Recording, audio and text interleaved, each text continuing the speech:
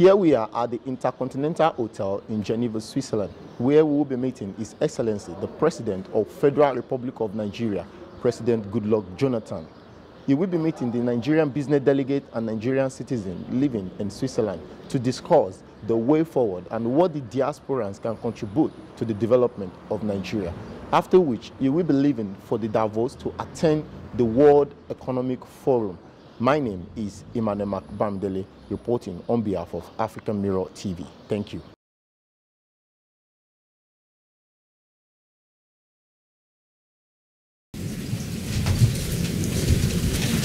Members of the Federal Executive Council here with us, there are quite a number of ministers, the Permanent Secretary, Minister of Foreign Affairs, other senior government functionaries here with us, ambassadors, and Mr. Issa Abdullahi, the President of NIDO, Swiss, and representing the Nigerian community in Switzerland, and my dear brothers and sisters. Let me say good evening. I think it should be evening now because this is a part of the world that sometimes you don't know the difference between morning and evening, that you can have daylight for almost 20 hours sometimes, and darkness almost at the same period. Of course, starting from the conclusions of the coordinating minister of the economy, and somebody has taken us to court for trying to bring up our women. I think it's easy to deal with that. We mobilize all the women to go on, to go on strike, including the man's wife. I think he will go and withdraw his case after some time. So we thank you. I have to thank you again for coming to have this interactive session with us. And it has been our policy that whenever we have the opportunity to go out, we have this interactive session from Nigerians, because you are part of us. Some of you even school back home and left the country. Some of you school abroad and stay there to work. So you are now exposed to how things are done in the countries you know best, and of course, globally. So as a father, if you send your children abroad to school, or send them to even local institutions, you expect that they are going to learn something. So if you don't tap their knowledge in those areas, then the idea of sending them to go and school is a waste, because you expect to benefit from the expertise they will acquire from the knowledge and so on and so forth. And that is the essence of these interactive sessions. You are Nigerians who have now gone out and learned how to do things differently. So whenever we go out, in addition to knowing what happens back home, which we'll explain to you, already the ministers have done that, the idea is to encourage you to make your suggestions and also to expose to you some of the areas that you will be interested, especially these days that the world is a global village. Immediately you cough in Nigeria, sometimes somebody in the US will live in here before somebody in Nigeria, so that you will be part and parcel of the development of the country. Let me first thank Issa Abdullahi for the issues you raised in your brief address. You talked about the issue of skill training, that you are quite interested, which we are also interested. In fact, even today, when we are discussing the agriculture, I think one of our commercial farmers said that we don't even have farm managers. I think he farms on oil palm, I guess. Said that, reason palm, yeah, that all the managers we have are from Ghana.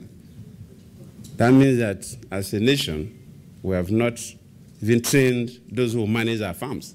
And we are talking about commercializing agriculture, and we are talking about job creation. But we have so many people who read agriculture in our universities. That means that our programs are not geared towards producing the caliber of people we want. That's why the practical farmer don't want to play politics with his farm, has to go to Ghana to recruit people who will come and manage the farms in Nigeria. So you see that we have skill gaps in quite a number of areas. That's an area we have. In fact, the last meeting we had from the economy management team, in fact, we told the Minister of Education that you have to reassess our needs. Since the world has changed so much. I remember there was a day I was discussing with the principal of this British school in Lagos, and we were saying that, look, if you go back and look at the kind of teaching methods our great-grandfathers, those of them who attended school, were exposed to, our grandfathers, our fathers, and ourselves, the difference is very little. From us down, in terms of how we pass through the primary school up to secondary school, the difference is very little. But from us to our children, because of IT, the difference is so significant. I remember somebody who told me that a child of about 3 years or 2 years or so, if you give a book to read, instead of opening the book just like you open, the boy will be flipping the book. Because that is the toys the boy uses, you have to flip to change.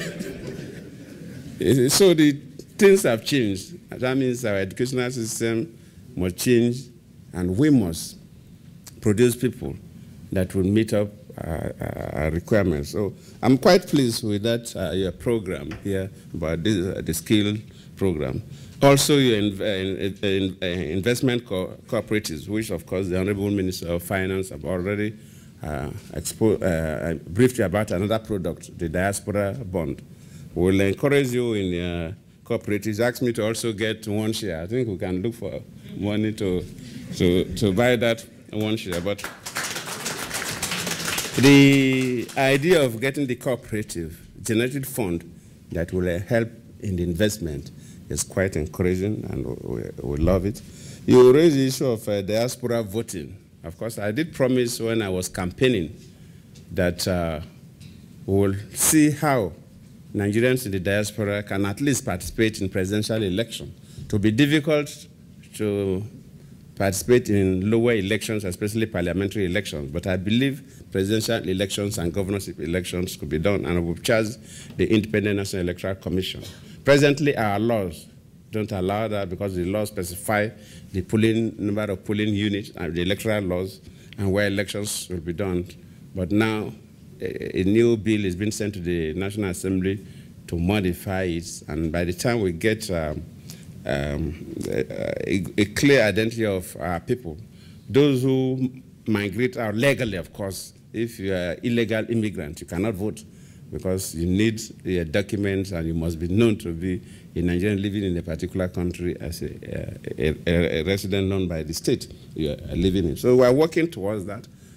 I hope that 2015 elections, you will, but I'm not promising because that is in the hands of INEC, but they are working towards that. If they succeed, we'll celebrate because that's one thing I promised the Nigerians in diaspora that I will work with INEC to do. And so you raise, of course, the issue of our image in the country. Over the period, we have this image problem. Sometimes we ourselves, Nigerians, try to come up and present the country negatively.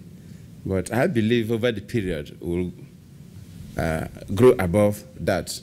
We also note that issue of media. Of course, quite a number of people. I remember some people, after listening to Akin in a program on agriculture, he came to me and said, Mr. President, your government has been doing quite a number of things, but the people don't know. But I said, well, the ministers have been also talking. The country is big. And sometimes the minister may be talking and talking to people. Few people will listen, but not everybody. But the issue of media management is global, and I agree with you, especially these days of social media, that you have to be on almost on a daily basis to make sure that certain things are properly presented before your people. Then the first person who raised the issue asked me about the Abuja Light Train project. I have to thank you for appreciating what we are doing, because we believe that we must also modernize what we do in terms of transportation. I'll come to that later. I cannot tell you exactly. Probably the coordinating minister of the economy could even say more, because you need funds to complete certain projects. And I know that the minister of FCT and her have been working together. But I don't want to give fixed dates, because it has been given wrong impression of government government promised to do this date, and the government has not done that. We had those issues, especially when we are promising 5,000, 6,000 megawatts of power and so on. And when I came on board, I said, no, we are no longer going to promise any particular unit of power and any particular date. But what I can promise is that we are totally committed. We are going to continue to improve on it, and any step we take, we are not going to go backward again. So I can assure you that I will not mention a fixed date to you, but we'll surely complete that project. The second question has to do with the terror, of course, the local Boko Haram, and of course, the position of Nigeria in the Mali crisis vis-a-vis France as a state, and how they relate with the Francophone countries. Well, the terror issue has been a recurring thing. It's a challenge we have, but you also, if you listen very well, you really know that recently they even attacked the emir of Kano.